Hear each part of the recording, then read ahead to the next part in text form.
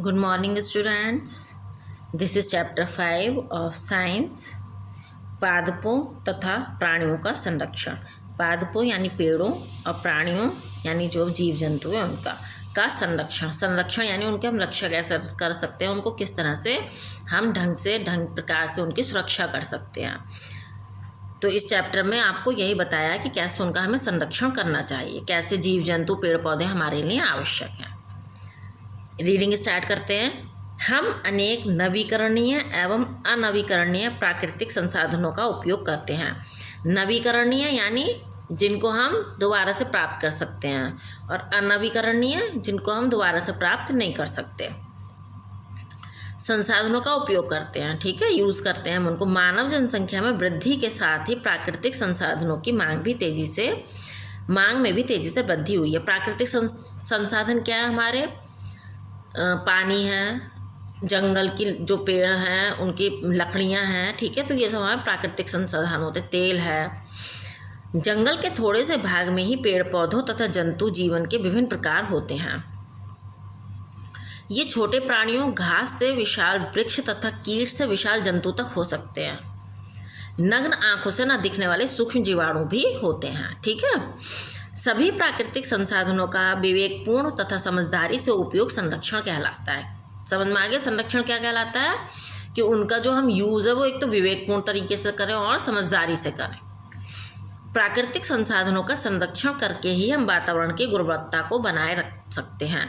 भाई प्राकृतिक संसाधन है तो उनका यूज़ तो हम करेंगे, लेकिन यूज़ करने का तरीका होना चाहिए, है ना, कि हम फिजूल खर्च ना करें उन चीज़ों की, और भावी पीढ़ियों के लिए उपयोगी पौधों, पशुओं और अन्य पदार्थों की उपलब्धता सुनिश्चित कर सकते हैं। अब आता है जैव विविधता। जीन्स प्रजातियों तथा पारिस्थितिक क्षेत्र में पूर्णतः विभिन्नता को ही जैविक विविधता कहा जाता है। जीवित संसार में अत्यधिक जैविक विविधता है, जिसमें पेड़ पौधों तथा जंतुओं के प्राकृतिक निवास स्थान भी सम्मिलित हैं। सभी जीव अपने जीनों में अंतर के कारण एक दूसरे से अलग दिखाई देते हैं। भाई सभी जीव, जैसे चूहा है, बिल्ली है, उनके जीन सबके अलग अलग है, इसलिए वो अलग अलग दिखाई देते हैं।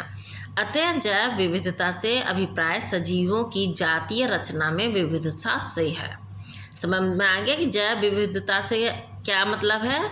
जो सभी सजीवों यानी जो जीव जंतु हैं उनकी जातीय रचना में विविधता, जैसे चूहा है, बिल्ली है, शेर है, तो ये सब जाति से अलग है। इस प्रकार जैव विविधता प्रजाति स्तर, जातिगत स्तर तथा पारिस्थितिक स्तर पर देखी जा सकती है।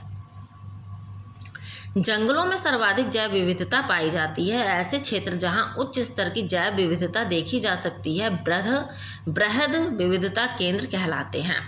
भारत विश्व के 12 बृहद विविधता केंद्रों में से एक है। जैविक विविधता की हानि तथा इसके कारण। मानव गतिविधियों द्वारा जैविक रूप से समृद्ध तथा अनोखे प्राकृतिक निवास स्थान भी कम तथा खंडित हो गए हैं। जैव विविधता की हानि संसार के लिए सर्वाधिक सचेत करने वाला संकट है। इसके मुख्य कारण इस प्रकार है। निवास स्थानों का विनाश। मानव गतिविधियों, औद्योगिकीकरण, आधुनिकीकरण से मतलब है नगरीकरण, बांधों के निर्माण, खानों आदि द्वारा निवास स्थानों को भारी नुकसान पहुंचा है। भाई जब हम इन चीज़ों को बनाएंगे, है ना, तो जंगल भी काटते हैं हम लोग, है ना, तो जीव जंतु कहाँ जाएंगे जब जंगल खत्म हो जाएंगे। वनों का कटाव तथा अत्यधिक चराई। वनों तथा हरी भूमियों के विशाल क्षेत्रों को साफ करके उद्योग लगाए गए हैं। निर्माण तथा कृषि कार्य किए जा रहे हैं।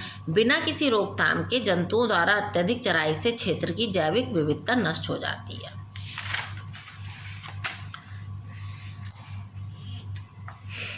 अत्यधिक जनसंख्या।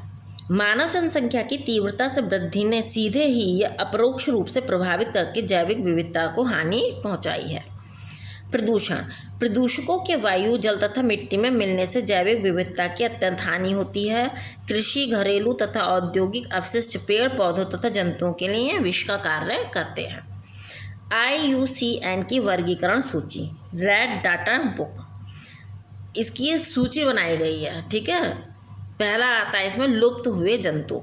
ऐसी प्रजातियां जो पहले पृथ्वी पर निवास किया करती थी लेकिन अब उनका अंतिम प्राण भी मर चुका है, मतलब वो पृथ्वी पर नहीं है, जैसे डायनासोर। लुप्त होने के कगार पर प्राणी यानी जो खत्म होने वाले हैं, ऐसी प्रजातियां जिनका अस्तित्व कारक तथ्यों के चलते रहने से खतरे में हैं तथा जिन पर शीघ्र ही विलुप्त होने का अत्यधिक खतरा है, जैसे एशियन शेर और भारतीय गैंडा। ये भी ऐसे हो जाएंगे जैसे कभी हम डायनासोर के बारे में पढ़ते हैं ना कि डायनासोर होता था, ऐसे ही फिर इन लोगों के लिए हमें कहना पड़ेगा। असुरक्षित प्राणी, कारक तथ्यों के क्रियान्वित होते रहने से जिन प्रजातियों को संकट होने का अनुमान है उन्हें असुरक्षित प्रजाति कहते हैं, जैसे चिंकारा, हिरन, गोल्डन लंगूर। दुर्लभ प्रजातियां, वे प्रजातियां जिनकी वर्तमान में जनसंख्या कम है लेकिन अभी विलुप्त नहीं हुई हैं, दुर्लभ प्रजातियां कहलाती हैं। मुख्यतः प्रतिबंधित भौगोलिक क्षेत्रों या निवास स्थानों पर मिलती हैं। ये विशेषतः एक विशाल क्षेत्र में बिखरी हुई होती हैं, जैसे कि बिल्ली, श्रृंगहीन, हिमालयन शाही आदि। संकट में प्रजातियां, संकटापन्न प्रजाति, असुरक्षित प्रजाति तथा दुर्लभ प्रजाति को सामूहिक रूप से संकट में प्रजातियां कहते हैं। देखिए रोचक तथ्य में क्या दिया, पौधों एवं जंतुओं की ऐसी प्रजातियां जो सदैव के लिए विलुप्त हो गई हैं, विलुप्त प्रजातियां कहलाती हैं। ठीक है, खत्म हो गई। जैसे ब्रह्मकमल और सर्प के पौधे विलुप्त हो गए।